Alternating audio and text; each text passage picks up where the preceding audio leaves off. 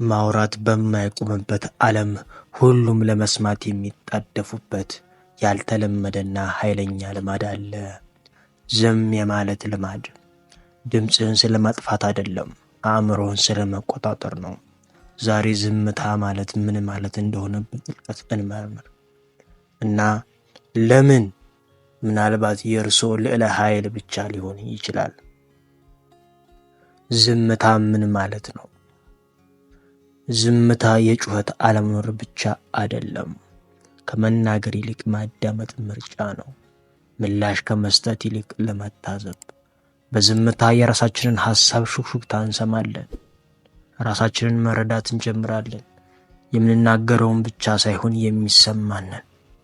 ታላላቅ አእምሮች በጊዜ ሂደት ዝምታን ተለማመዱ። ማርከስ ኦሬሊየስ፣ ዳቪንቺ። ምክንያቱም ዝምታ ግልጽነትን ይፈጥራል። ዓለም ጩኸት ነው፣ ነገር ግን አንተ መጮህ የለብህም። ማህበራዊ ሚዲያ ጮክ እንድትሉ ይፈልጋል። ህብረተሰቡ አስተያየቱን እንዲናገሩ ያስተምራል። ዝምታ ግን ድክመት አይደለም፣ ጥንካሬ ነው። ለእያንዳንዱ ስድብ ምላሽ በማይሰጡበት ጊዜ ከከረክር ስትርቅ፣ ነጥብ ከማረጋገጥ ይልቅ ሰላምን ስትመርጥ ኃይለኛ ትሆናለህ። ሰዎች ትንሽ ሲናገሩ የበለጠ ይደመጣሉ። ዝምታ ትኩረት ነው። ዝምተኛ አእምሮ የሚያተኩር አእምሮ ነው። በዝምታ ውስጥ ትኩረት የሚከፋፈሉ ነገሮች ይጠፋሉ። ሐሳቦች ያድጋሉ፣ እቅዶች ይመሰረታሉ። ስኬታማ መሆን ይፈልጋሉ። በዝምታ መቀመጥን ተማር።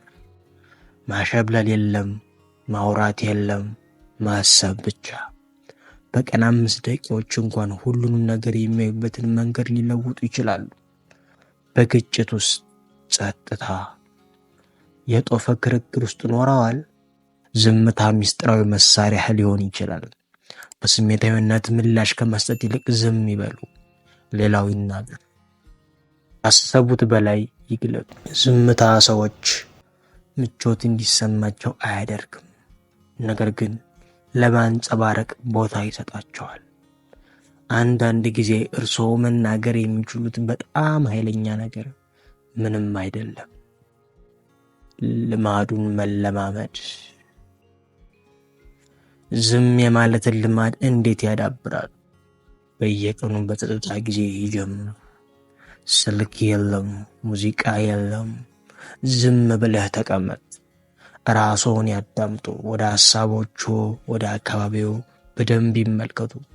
ብዙ አይናገሩ። ራስህን ጠይቅ። የምናገረው ነገር አስፈላጊ ነው? ካልሆነ ያዙት። ዝምታ ይናገራልና።